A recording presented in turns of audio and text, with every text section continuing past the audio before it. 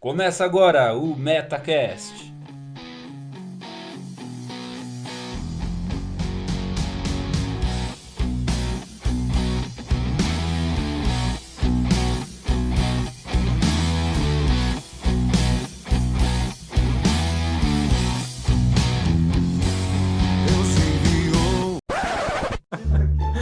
Ai, ai. Interrompemos esse programa para a seguinte informação.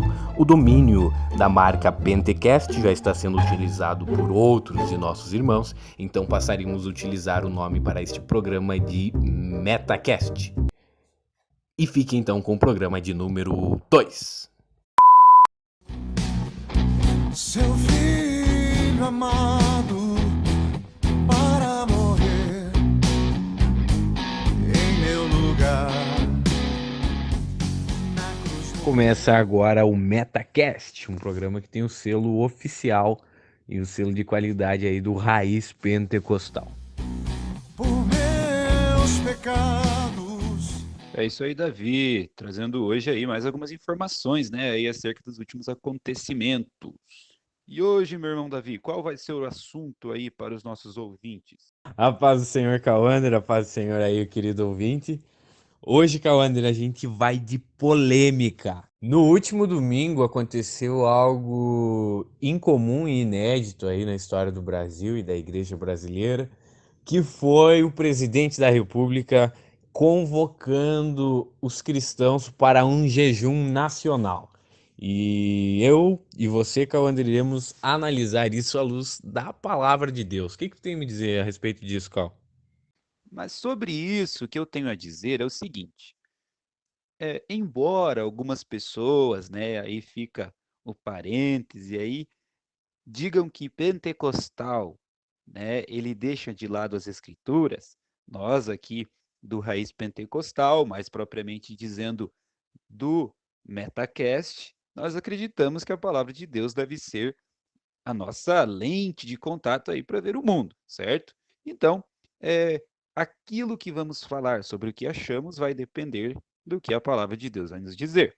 Porém, antes de entrarmos aqui nos pormenores, né, nós gostaríamos aqui de trazer aqui um resumo acerca dos acontecimentos. Então, como nós poderíamos, Davi, descrever para os nossos ouvintes o que aconteceu aí no último final de semana? Bom, Cal, o que aconteceu foi que o presidente estava saindo do palácio, como ele sempre faz, ele para falar com jornalistas, ele para falar com apoiadores, e numa dessas falas ele leva uma palavra aí de encorajamento aos seus apoiadores que ali estavam, e no final da frase ele fala assim, olha, e para os que têm fé, domingo é dia de jejum. Muito obrigado a todos vocês e aqueles que têm fé e acreditam. Domingo é o dia de jejum. E lógico que os cristãos, aqueles que têm fé, que apoiam o presidente da República entenderam isso como uma convocação, né? Quando na verdade foi apenas um comentário que ele fez, embora tenha repercutido como uma convocação por parte dos seus apoiadores, esse comentário aí deu o que falar nessa semana, né, Cal?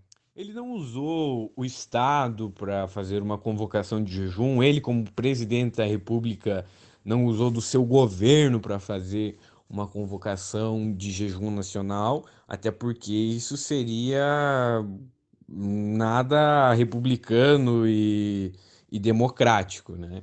Ele apenas fez esse comentário e que repercutiu bastante em todo o território nacional. Vários pastores acataram esta convocação, entre aspas, várias igrejas pentecostais, grande parte das Assembleias de Deus acataram isso. Eu vi também que a Igreja Deus é Amor aí se pronunciou a respeito disso. A Igreja Presbiteriana também, várias igrejas batistas e tantas outras denominações aí que fazem parte aí do cenário brasileiro, né? Então vários pastores acataram essa convocação entre aspas aí do presidente, né, Cláudio? Surgiu e vivo com o Pai está. É isso aí, Davi. E para embasar aqui, então, né, o nosso comentário, a gente gostaria aqui de acompanhar tudo pela Bíblia. E você aí, caro ouvinte, se puder acompanhar também pela palavra de Deus, nós poderemos lançar aí, então, um olhar bíblico acerca desse acontecimento aí, né, que nós tivemos no último final de semana. Então, Davi, qual vai ser o texto bíblico aqui que nós vamos usar para embasar aqui o nosso comentário, meu irmão? Cauander, nós utilizaremos o capítulo 9 a partir do versículo 3 do livro do profeta Daniel, e vou dizer o porquê que nós utilizaremos esse texto. Vários pastores, teólogos e comentaristas já falaram a respeito do jejum decretado pelo rei de Nínive e também pelo jejum decretado pelo rei Nabucodonosor. Então nós faremos uma análise do jejum do profeta Daniel e não desses outros governantes. Querido ouvinte, se você puder, abra sua Bíblia aí então e vamos analisar juntos esse texto. Então, no capítulo de número 9, nós iremos ver o real motivo que levou Daniel a orar e a jejuar ao Senhor.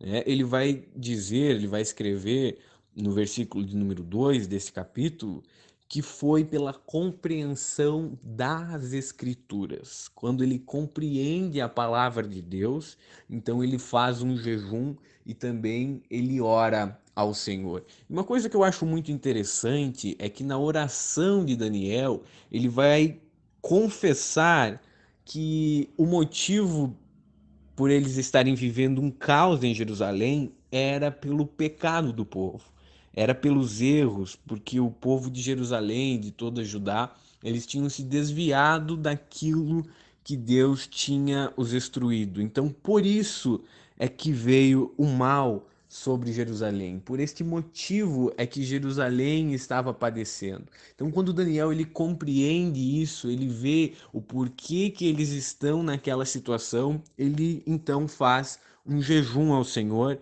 e ele ora ao Senhor. E uma coisa que eu acho muito interessante é que na oração de Daniel, o tempo todo ele está bendizendo o Senhor, ele está dizendo que o Senhor é justo e que o povo é quem está envergonhado, é que Deus é quem está correto e o povo é quem está errado, é que o Senhor, ele entregou a palavra pelos profetas, pelos líderes, e o povo, então, ele não seguiu esta palavra, ele pecou contra o Senhor e contra a palavra do Senhor. Então, por isso que veio todos esses males sobre Jerusalém e também sobre Judá, né? Embora Daniel ele ressalte que Deus ele é muito misericordioso, ele ainda diz que é Deus também que enviou todas as pragas da lei de Moisés sobre Jerusalém. E ele entende que essas pragas só sobrevieram porque o povo e a nação de Israel se desviou daquilo que o Senhor tinha instruído eles. Exatamente, Davi. Ele está assumindo uma postura de quem tem consciência da sua real situação espiritual.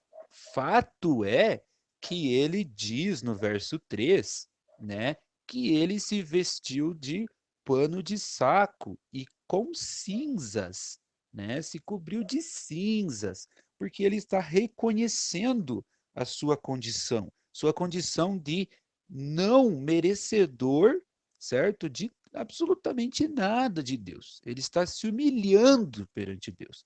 É uma situação de reconhecimento acerca da sua condição. Mas eu gostaria de deixar aqui, Davi, bem claro aqui para o ouvinte, que essa condição, certo? Que vai depois gerar a atitude de Daniel, né? Ali já no verso 3, de jejuar e de se vestir em panos de saco, né? Essa atitude, essa consciência, ela vem exclusivamente daquilo que ele diz no verso 2, mediante a leitura atenta das Escrituras. Aqui na minha King James fala assim, mediante a leitura atenta das Escrituras. Então, nós vemos aí que essa mudança, certo, de mentalidade ou essa consciência que Daniel ele adquire neste momento adveio das Escrituras, né? Então, caro ouvinte, vamos pensar aqui acerca de tudo aquilo que Daniel está fazendo, não como fruto de qualquer outra coisa que não seja das Escrituras, né? Então, a gente tem que reforçar esse caráter das Escrituras. Exatamente, Cal. Eu acho que esse é o ponto-chave, sabe? Que para a gente entender o que levou Daniel a jejuar e a orar, o que levou Daniel a ter a consciência da sua situação foi a leitura atenta das Escrituras, né? Mesmo Daniel ocupando um cargo no governo, mesmo Daniel sendo da nobreza judaica e posteriormente da nobreza babilônica, ele não faz isso para uma vantagem política. Daniel ele não faz isso para ganhar palanque político dentro da corte. Não, Daniel ele faz isso pensando na sua situação como pecador, como íntimo de Deus. E uma coisa que também me chama a atenção, Cauander, é que além de ser a palavra de Deus que traz esse contraste, faz Daniel perceber aonde ele está. Daniel, ele é um crente, né? Então ele faz isso e Deus ele recebe certamente o jejum e a oração de Daniel e sempre está respondendo à oração de um salvo, né? Então, eu acredito também que uma das premissas para que Deus receba um jejum, e você pode estar comentando a respeito disso também, é a pessoa primeiramente, ser levada através das Escrituras a fazer um jejum e também a orar a Deus, mas também ela ser uma pessoa que seja dedicada a Deus, né? Que seja uma pessoa crente em Deus. O que tu me diz? Exatamente, Davi. E nós poderíamos pensar assim: Daniel, ele jejua, mas por que é que ele jejua? Daniel jejua porque ele compreende a situação espiritual em que se encontrava, certo? E por que é que ele entende? Verso 2: mediante a leitura atenta das Escrituras. Então, ele entende porque ele leu as Escrituras atentamente. E por que é que ele leu as Escrituras atentamente? Porque ele era temente a Deus. Então, naquele momento de necessidade, ele recorreu a quê? Como você bem disse, não foi ao poder que ele tinha, né, lá na Babilônia. Ele poderia recorrer, né, ao seu poder, ao seu status, para, digamos assim, procurar uma solução para aquela situação que eles estavam vivendo. Porém, né, nós vemos que, na verdade, ele começa desde o início as suas atitudes, né, pelo fato de ser temente a Deus, né? Então, no caso, as pessoas aí você pediu, né, que jejuam e que fazem um jejum mediante, né, uma sinceridade de coração, sem dúvida Deus, ele aceita, né? Então, Davi, para completar aqui a minha reflexão, nós poderíamos dizer, né, que tudo começou nas Escrituras e não teria acontecido, no caso, o jejum, se não fosse a dedicação de Daniel a Deus. Exatamente, Cauander. Então, esse jejum e essa oração, elas só ocorreram na vida de Daniel em razão de Daniel ser um crente, né? Em razão de Daniel ele ser fiel a Deus. Embora nesse contexto do capítulo 9, Daniel ele já estava com a sua idade avançada, ele ainda fazia parte do governo babilônico, ele ainda exercia atividades políticas, né, sob o domínio do rei Dário, mas ele ainda continuava um servo de Deus íntegro e fiel a Deus, né? Certamente lendo constantemente as Sagradas Escrituras e, repito, por este motivo, pela leitura da palavra e pela compreensão da palavra, é que Daniel é levado a fazer um jejum e uma oração a Deus. Para a gente se ater um pouco também nessa oração, é importante notar que do versículo 3 até o versículo 20, Daniel ele faz uma confissão dos pecados do povo, né? E é interessante que Daniel ele também não isenta os seus pecados. Ele não fala, olha, esse povo aí que está pecando contra as leis de Deus. Não, Daniel ele se inclui nessa oração, nessa confissão. Ele reconhece que ele também tem culpa, que ele também pecou, que ele também transgrediu a lei de Deus e por essa razão, por este motivo, a justiça de Deus está sendo aplicada. E Daniel, ele reconhece a justiça de Deus. A gente pode olhar nos versículos de número 7, no versículo de número 16, quando Daniel ora a Deus e ele diz, né, que ele reconhece que foi feita essas coisas de acordo com a palavra de Deus e em razão do povo não ter sido justo e santo perante a palavra de Deus, né?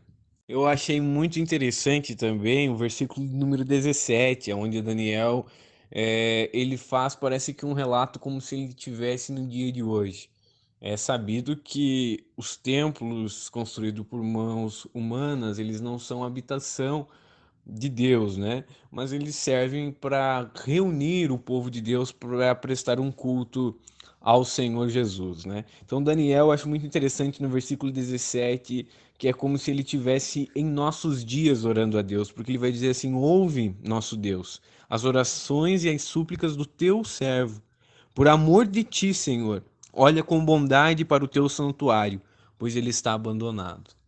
Para finalizar essa oração, Daniel ele vai dizer assim: olha, nós não te fazemos pedidos por sermos justos, mas por causa da tua grande misericórdia.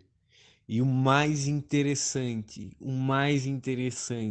é que as escrituras, é que a palavra de Deus, ela produz quebrantamento, ela produz conhecimento e da sua situação de pecador.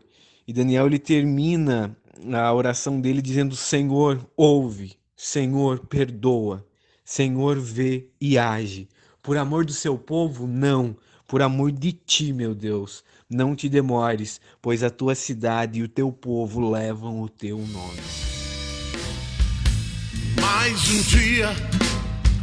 um dia daqueles, andando na rua, pensando em Jesus. Pois bem, então, fazendo aqui uma ponte, né, entre esse caso que nós vemos, né, acontecido aí na vida de Daniel, do capítulo 9 do seu livro, nós poderíamos fazer uma reflexão acerca do relacionamento entre o cristão e o mundo, né? Como que o cristão ele vai reagir frente ao sistema do mundo, né? Nós temos ali em 1 João aquela famosa passagem acerca do mundo, quem ama o mundo, e a palavra para mundo ali é sistema no grego.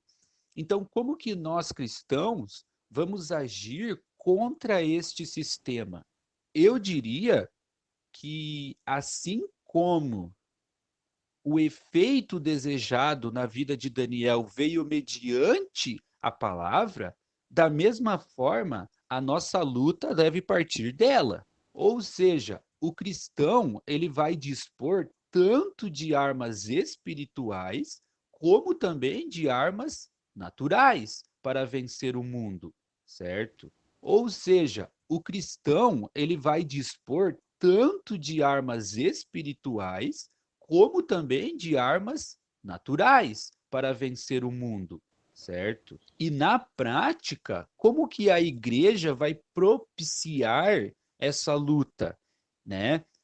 A igreja, ela vai desfazer as obras de Satanás mediante a pregação e ensino da palavra de Deus.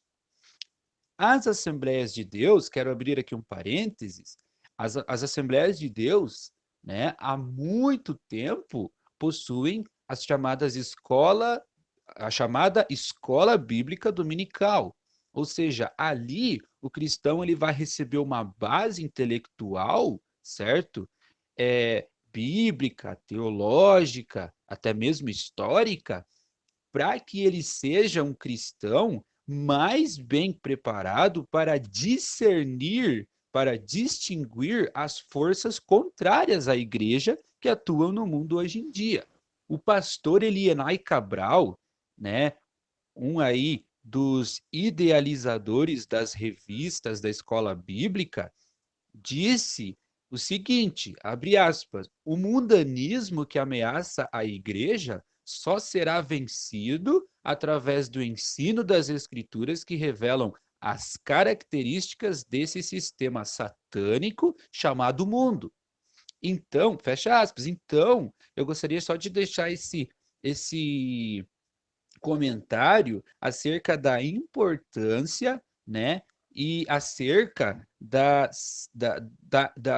do papel central que a palavra deve ter na igreja, né?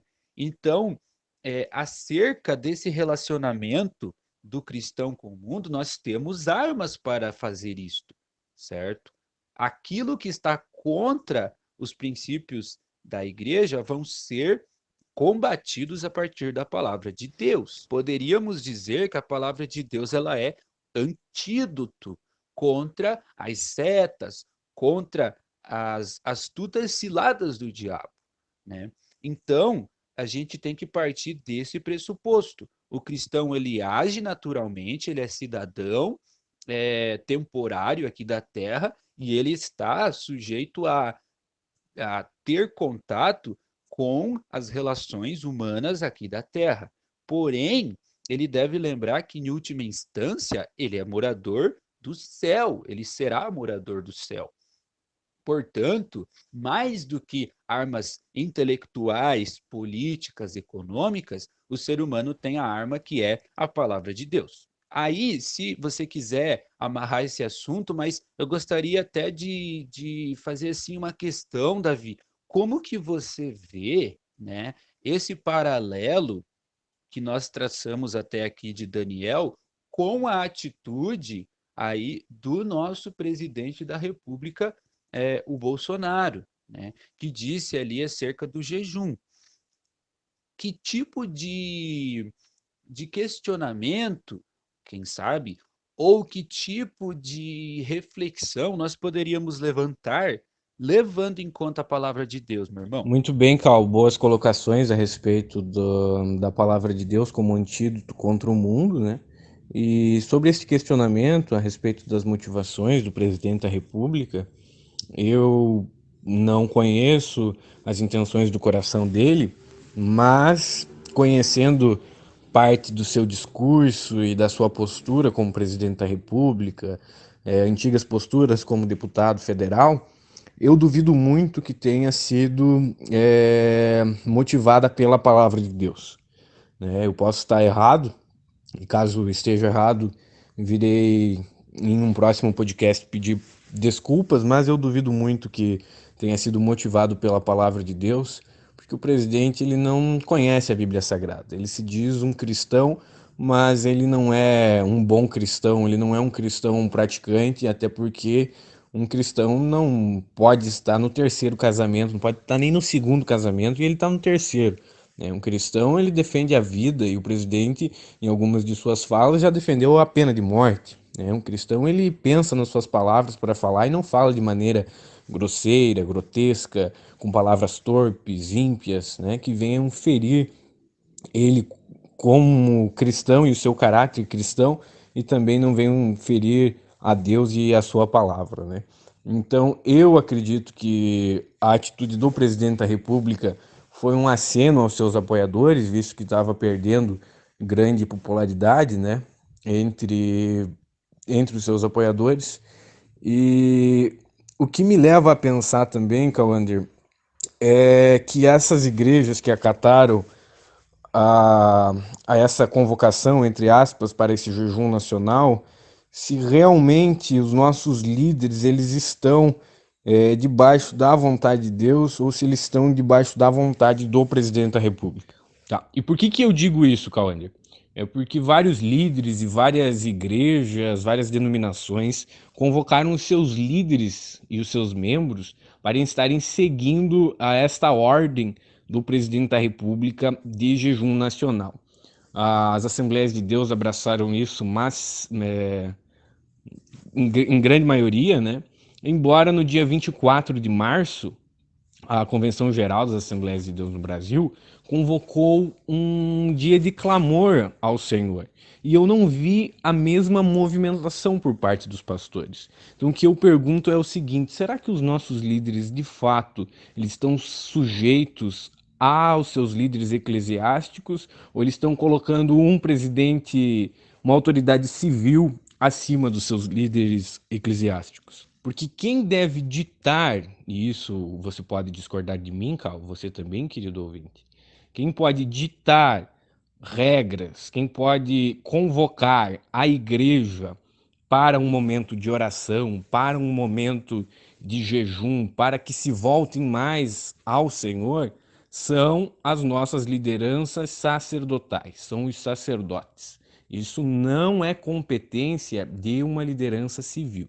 Isso é competência de lideranças eclesiásticas. Acontece que a igreja institucional, pelo menos, está se voltando mais a um conselho do presidente da República, de uma liderança civil, do que de suas lideranças eclesiásticas. Eu vi vários pastores simples no Facebook, nas redes sociais, dizendo, gente, antes, né, da convocação do presidente, antes diziam, gente, vamos orar, vamos jejuar a Deus para que Deus intervenha. E muitos dos seus membros não obedeceram ao chamado dos seus pastores, mas obedeceram aí o chamado do presidente da República. Então, meu irmão, eu acredito, assim, que o nosso presidente foi eleito, em grande parte, pelos votantes cristãos do Brasil, certo? Ele levantou bandeiras que atraíram majoritariamente pessoas que, se não cristãos de fato, no mínimo pessoas que vão simpatizar com as bases do cristianismo. Nós vemos, nós podemos ver ali ele usando textos bíblicos na sua campanha, podemos notar também uma certa ênfase na família, em valores, certo? Ele tinha também ali o lema dele, que falava de Deus, né? Então, nós, se formos julgar pelas estratégias ali da campanha dele, né, não julgando aqui se foi puramente uma estratégia, mas ele esteve bem ali colocado de um lado que, ideologicamente falando, com, se dá bem de acordo com um viés cristão. Porém, no Brasil, não se tem muitas vezes uma noção ou uma definição do que é ser cristão, me parece. Por quê?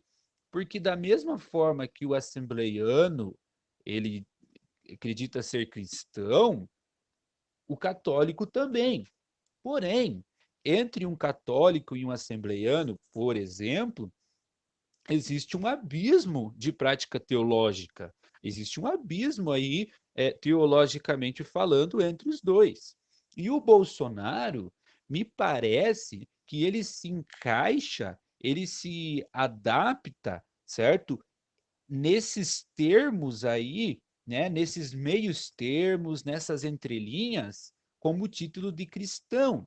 Ou seja, é um título que cola dos dois lados, né? Então nós temos ali a ênfase à família, nós temos a ênfase ali nos textos bíblicos, e isso vai pegar de vários lados. Então, nós não podemos aqui, como cristãos protestantes assembleianos, dizer que o Bolsonaro ele é um crente, que ele é assim como nós cremos, porque ele não tem demonstrado isso nas suas atitudes, e nem o cenário brasileiro é propício para nós pensarmos isso dele, né? Porém, até um pouco me estendendo quase demais aqui, eu concordo com você, Davi. Eu não acredito, né? Pelo menos aqui Por que que eu estou falando isso? Porque grande parte aí da nossa igreja, né, dos crentes da nossa igreja, abraçou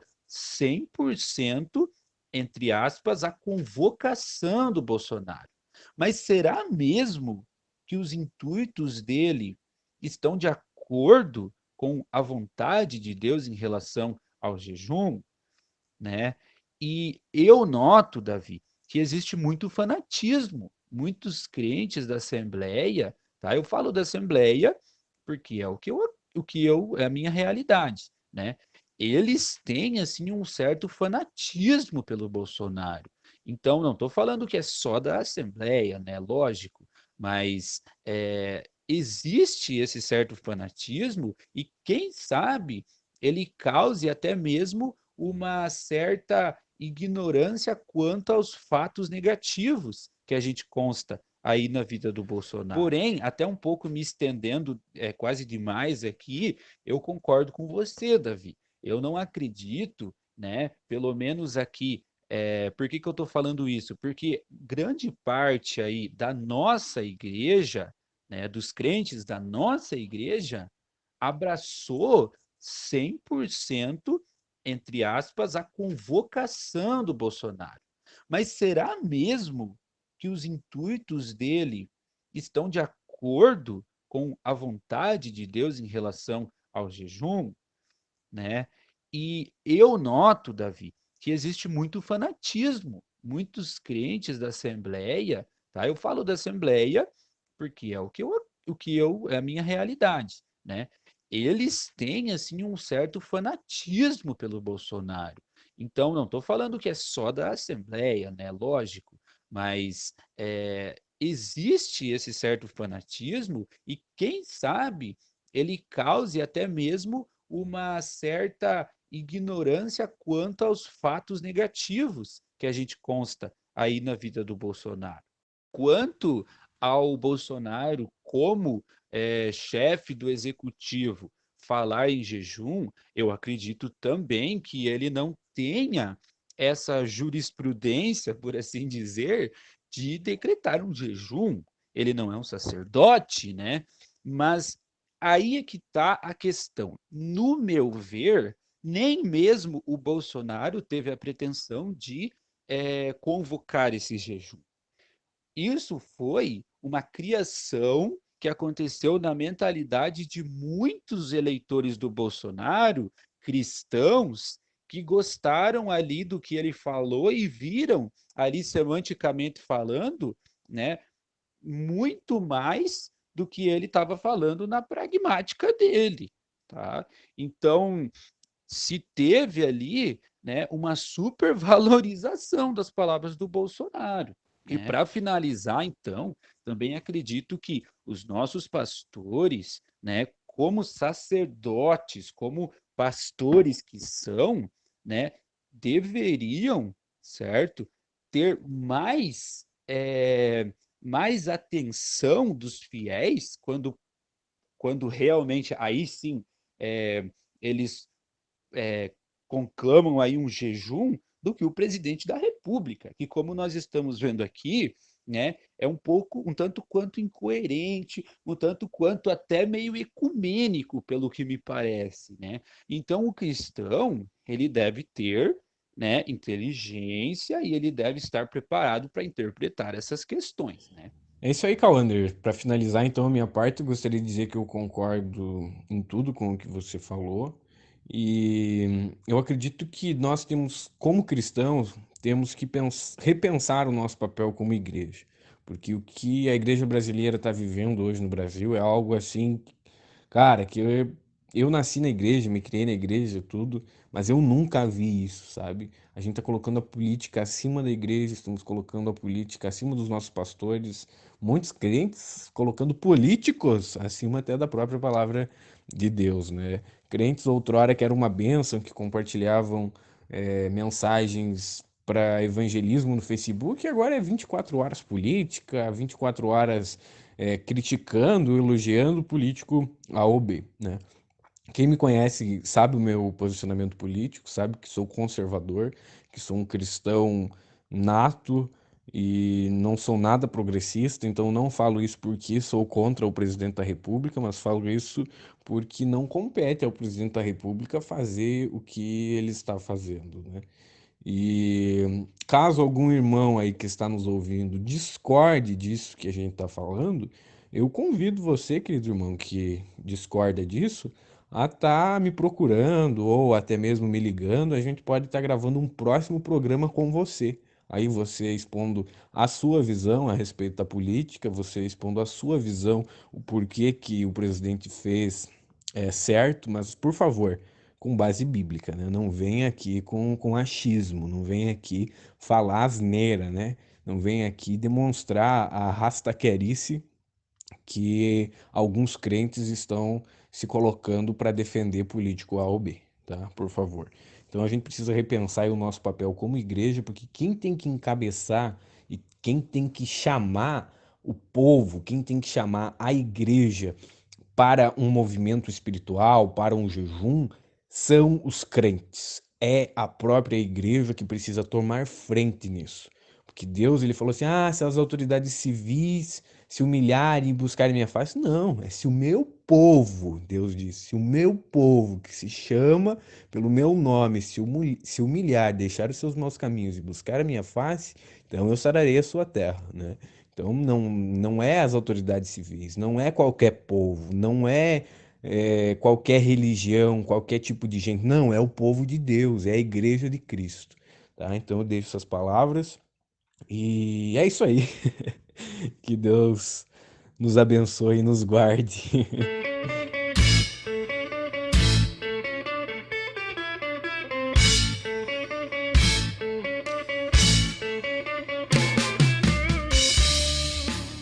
É isso aí, então estamos encaminhando aí o final do nosso podcast, né? Nós agradecemos aí você, ouvinte, que ouviu até agora, que Deus te abençoe, tá? Nós estamos aí, aproveitar e dizer que estamos cada vez mais nos esforçando para fazer algo melhor, trazer mais informação, mais conteúdo, mais citação teológica, mais teologia mesmo, e dentro daquela capacidade também da possibilidade de tempo e etc.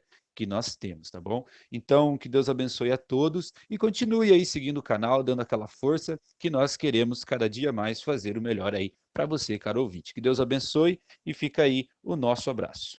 Muito bem, muito obrigado, Cauander. Obrigado, querido ouvinte, por nos acompanhar até aqui. Não deixe de estar compartilhando este conteúdo aí com alguém que você goste. Comenta aqui o que você achou, nos manda uma mensagem dando a sua opinião a respeito desse tema. E também não esquece de nos acompanhar no Instagram, de se inscrever aí no canal do YouTube e também no Spotify. Muito obrigado e que Deus te abençoe e que você fique aí na doce paz do nosso Senhor e Salvador Jesus Cristo. Valeu! Para isso que eu vi a